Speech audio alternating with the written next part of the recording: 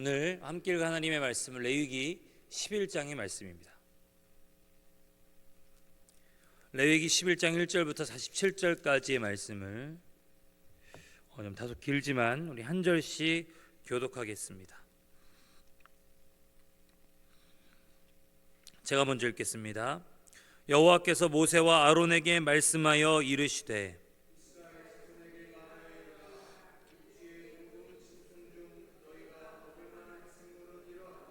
모든 짐승 중 굽이 갈라져 족발이 되고 새김질하는 것은 너희가 먹되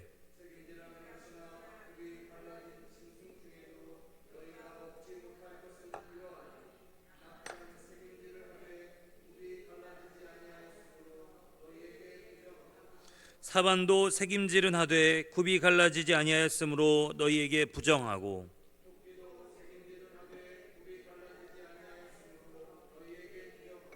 돼지는 굽이 갈라져 쪽발이로 돼 새김질을 못함으로 너희에게 부정하니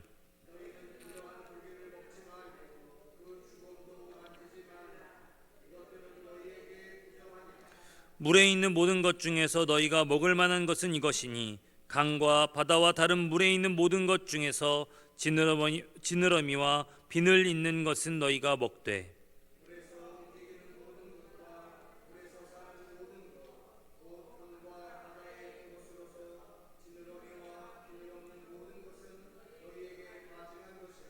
이들은 너희에게 가증한 것이니 너희는 그 고기를 먹지 말라. 그 죽음을 가증히 여기라.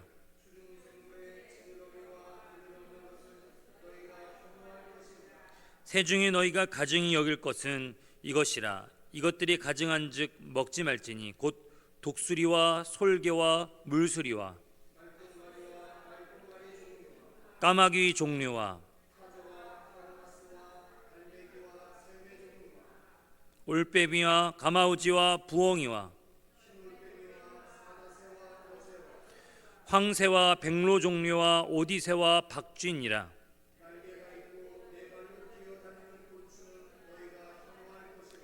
다만 날개가 있고 네 발로 기어다니는 모든 곤충 중에 그 발에 뛰는 다리가 있어서 땅에서 뛰는 것은 너희가 먹을지니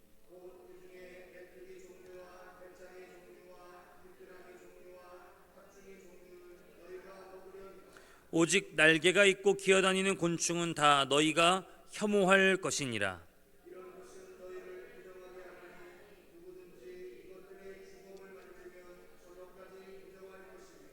그 주검을 옮기는 모든 자는 그 옷을 빨지니 저녁까지 부정하리라.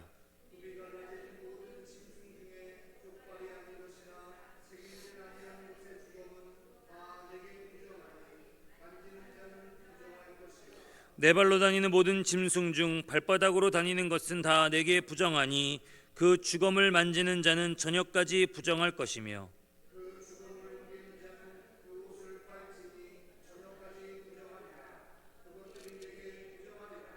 땅에 기는 길짐승 중에 내게 부정한 것은 이러하니 곧 두더지와 쥐와 큰 도마뱀 종류와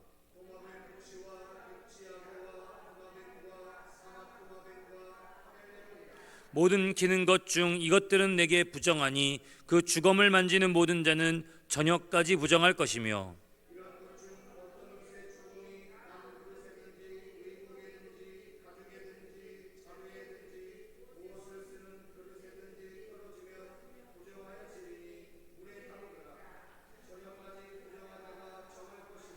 그것 중 어떤 것이 어느 질그릇에 떨어지면 그 속에 있는 것이 다 부정하여 지나니 너는 그 그릇을 깨트리라.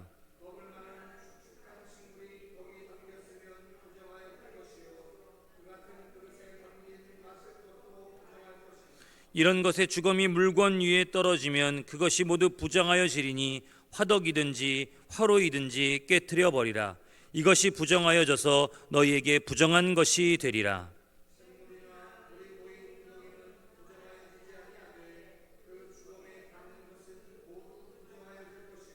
이것들의 주검이 심을 종자에 떨어지면 그것이 정하거니와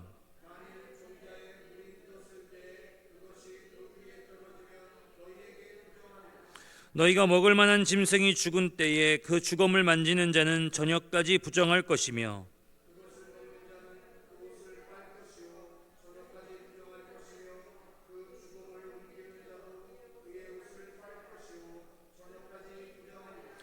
땅에 기어다니는 모든 길짐승은 가증한즉 먹지 못할지니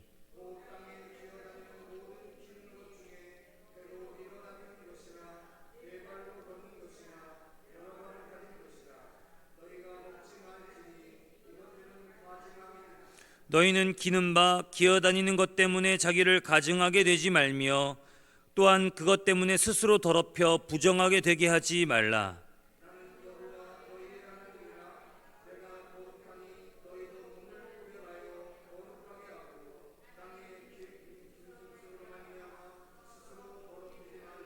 나는 너희의 하나님이 되려고 너희를 애굽 땅에서 인도하여 낸 여호와라. 내가 거룩하니 너희도 거룩할지어다.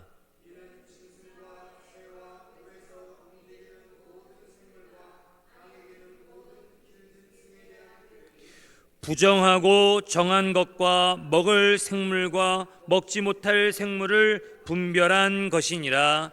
아멘. 저는 이 레위기 11장에 정한 짐승, 부정한 짐승에 대한 구절을 볼 때마다 옛날에 제가 섬기던 교회의 한 사례가 생각납니다. 그 교회 목사님께서 자기 아들들에게 늘 숙제를 내주셨거든요. 너희들 공부를 안 해도 된다. 하루에 성경 한 구절을 꼭 외워라 라는 숙제를 내주셨는데, 그 둘째 아들이 꾀를 내서 여러분 레위기 19장 15절만 딱 외워서 넘겼다고 합니다. 까마귀 종류와 이런 이 성경 구절 중에서 가장 짧은 성경이라고 할 수 있는 레위기 19장 15절을 외웠다라고 하는 얘기를 듣고 한바탕 웃었던 기억이 납니다. 레위기 11장과 15장에 이르기까지는 여러분 택함받은 주의 백성들이 제사에 참여하는 조건을 쭉 나열하고 있습니다. 특히 11장은 이스라엘 백성들이 하나님께 선택되고 구별되어진 백성들로서 부정한 짐승 어떤 것들은 먹지 말아야 하고 정한 짐승 어떤 것들은 먹어도 되는지를 자세하게 설명하고 있죠. 사실 레위기 11장은 오늘날에는 전혀 적용되기 참 어려운 성경 구절들처럼 보입니다. 특히 돼지고기를 즐기는 한국교회 성도들은 돼지를 부정한 짐승으로 여기는 레위기의 신학과 사상을 마치 이 말씀 이대로 지켜야 된다라고 하면은 정면으로 위배하고 있습니다. 그래서 우리는 레위기 11장을 읽으면서 어떤 짐승을 정결하고 어떤 짐승이 부정한지를 따져서 우리가 먹지 말아야 될 것이 무엇인지를 가리는 것으로 여러분 이 말씀을 그대로 적용할 수는 없습니다. 오히려 레위기 11장 우리가 함께 읽은 이 말씀을 통해서 주어진 율법을 어떻게 적용시켜야 될지를 돌아보고 왜 이런 말씀을 주셨는지를 헤아려 볼 때 우리는 하나님의 오히려 세밀하신 은혜를 누리게 될 것을 기대합니다. 전통적으로 율법은 세 가지로 구분을 하는데요. 첫 번째로는 도덕법, 그리고 시민법, 그리고 의식법으로 구분합니다. 도덕법은 대표적으로 우리가 잘 알고 있는 십계명과 같은 것입니다. 언제 어디에서나 보편적으로 적용할 수 있는 법들이죠. 살인하지 말라는 명령이나 이웃에게 해를 끼치는 거짓 증거를 하지 말라는 명령은 여러분 수천 년 전 성경의 시대뿐만 아니라 오늘 우리의 시대에도 그대로 적용할 수 있는 이야기들입니다. 이 도덕법들은 하나같이 이 양심을 기준으로 하는 법들이죠. 시민법 같은 경우는 특별히 이 시대에 이스라엘이라고 하는 나라와 이스라엘 민족이라고 하는 그 민족으로서 하나님 앞에 지켜야 하는 법들이었습니다. 속건제 같은 경우 남의 소유에 손해를 입혔으면 본래 물건의 5분의 1을 더하여 배상해야 된다는 배상법 같은 것 말이죠. 이런 율법의 구절도 있습니다. 눈에는 눈으로, 이에는 이로 갚으라라는 구절 말입니다. 게다가 희년 같은 경우에는 50년째 되는 해에 모든 사회 경제적인 영역들을 다 원래대로 원상복구시키라는, 그야말로 선택받은 이스라엘만이 특별히 지켜야 되는 법이 바로 희년의 법이었습니다. 이와 같이 이런 시민법들은 당시 제사장 나라로 선택되고 구별된 이스라엘이 이 고대 근동의 배경 속에서 그들만이 독특하게 지키는 법들, 그리고 이스라엘 사회를 유지시켜주는 그런 민법, 형법들이 다 시민법이라고 할 수 있겠죠. 그런데 오늘 우리가 읽은 11장과 같은 의식법 같은 경우에는 더더욱 적용하기가 어렵습니다. 레위기에 기록된 제사 방식이라든지 이스라엘 절기를 지내는 방식이라든지 정결함을 유지하고 지켜내기 위해서 먹거나 먹지 말아야 될 것, 버리거나 취해야 될 것이 무엇인지를 나누는 것이 바로 의식법입니다. 우리는 이 도덕법, 시민법, 의식법을 바라보면서 특히 시민법을 헤아려 봄으로 하나님께서 이스라엘이란 나라를 어떤 사회, 어떤 공동체로 만들어가기를 원하시는지를 우리는 생각해 볼 수 있습니다. 반면에 오늘 11장 같은 의식법, 제사도 드리지 않고 그렇다고 기록된 동물들도 근처에서 쉽게 보기 어려운 이 시대에 이 11장을 읽고 우리가 어떻게 적용시켜야 되는지는 우리가 44절과 45절에 나와 있습니다. 우리 44절과 45절입니다. 함께 읽겠습니다. 시작. 나는 여호와 너희의 하나님이라. 내가 거룩하니 너희도 몸을 구별하여 거룩하게 하고 땅에 기는 길짐승으로 말미암아 스스로 더럽히지 말라. 나는 너희의 하나님이 되려고 너희를 애굽 땅에서 인도하여 낸 여호와라. 내가 거룩하니 너희도 거룩할지어다. 아멘. 하나님께서 이렇게 먹어야 될 것들, 먹지 말아야 될 것들, 만져야 될 것들, 만지지 말아야 될 것들에 대해서 나누신 이유가 노예 생활에서 이제 막 벗어나서 그야말로 천지분간을 하지 못하는 이 백성들을 향해 여호와께 나와 예배하려거든 이런 것들을 금지하라라고 말씀하시는 그야말로 첫 번째 구별시켜 주시는 구분법이 됩니다. 이것에 대해서 여러 다양한 이유가 있지만 첫 번째는 이런 의견들이 있죠. 이 노예 생활에서 벗어나 무엇을 먹어야 될지, 무엇을 먹지 말아야 될지를 모르는 이들에게 위생학적이고 또 건강학적으로 이들이 먹지 말아야 될 것들을 구분시켜 주신 하나님의 섬세한 배려다라고 하는 것입니다. 또 하나는 이 이집트의 문화, 또 그 안에서 우상 숭배하던 다양한 것들을 구별해내서 하나님이 원하시는 것을 온전히 취하는 구별된 삶을 살라라고 이 정한 짐승, 부정한 짐승을 나누셨다라고 그렇게 사람들은 해석하기도 합니다. 그러나 가장 대표적인 것은 이제 막 걸음마 단계의 신앙으로 시작하는 이스라엘 백성들로 하여금 부정한 것과 더러운 것, 정한 것과 거룩한 것을 나눠주심으로써 그들에게 무엇이 더 선하고 무엇이 더 옳으며 무엇이 더 하나님 앞에 합당한 것인지를 그 삶을 선택하여 하나님을 기쁘시게 하도록 요구하신 거라는 것이죠. 때로는 우연찮게 부정한 짐승의 사체에 손을 댈 수도 있었습니다. 이방 민족들이 하나님께서 금지하신 동물들을 먹거나 또 제물로 바치는 것을 보기도 했을 것이죠. 그러나 하나님께서 선택하여 구별하여 세우신 이스라엘은 오로지 더 정한 것, 더 선한 것을 말씀에 의지해서 자발적으로 선택함으로 하나님께 가까이 나아가야만 했던 것입니다. 하나님이 원하시는 것이 무엇일까? 하나님이 우리에게 바라시는 것이 무엇일까? 하나님께서 하지 말라고 하는 것이 무엇일까? 우리가 그것을 자발적으로 선택함으로 하나님 앞에 거룩하신 하나님의 모습을 닮아 우리도 그 거룩을 취하며 나아가야 했던 것입니다. 우리가 그래서 신명기 22장을 좀 같이 찾아 읽겠습니다. 신명기 22장입니다.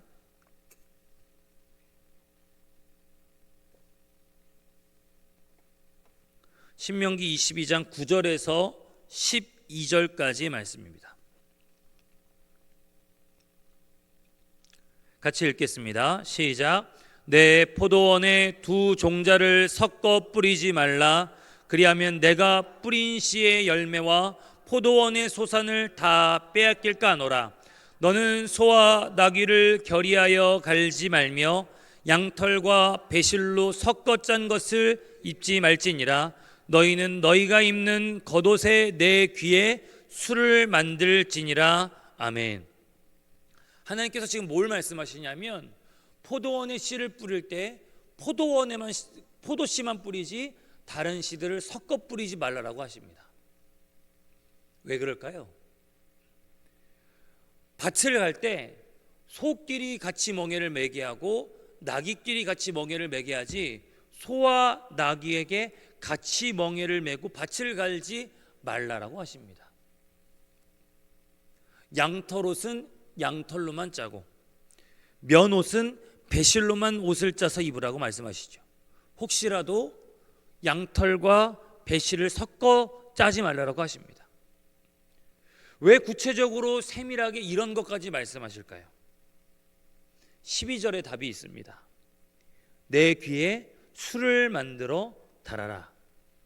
여러분, 이 술은 경건한 유대인들이 아직까지도 매달고 다니는 술인데요, 이게 복잡합니다. 견매듭을 해서 7번을 감고 8번을 감고 11번을 감고 다시 견매듭을 해서 13번을 감고, 저는 이것을 보고도 사실은 설명이 잘 안 되는 그런 방법인데, 그런데 왜 술을 만들어 달라고 했냐면 이 술이 감긴 숫자가 7번, 8번, 11번, 13번 이것들을 더하기도 하고 나누기도 해서 히브리어가 나타내는 글자들을 숫자로 표현했더니 이 술에 달린 매듭과 감긴 숫자들을 다 히브리어 글자로 변환해 보니까 여호와는 한 분이시다라는 뜻을 견매듭과 실을 감은 숫자로 표현해 냈다고 합니다.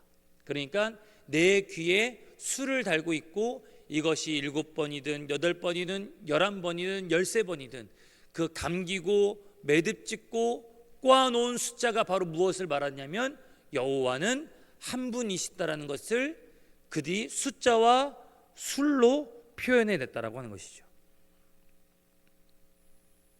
여호와가 한 분이시기 때문에 너희들은 다른 신과 겸하여 섬길 수 없다. 다른 우상들을 숭배할 수 없다.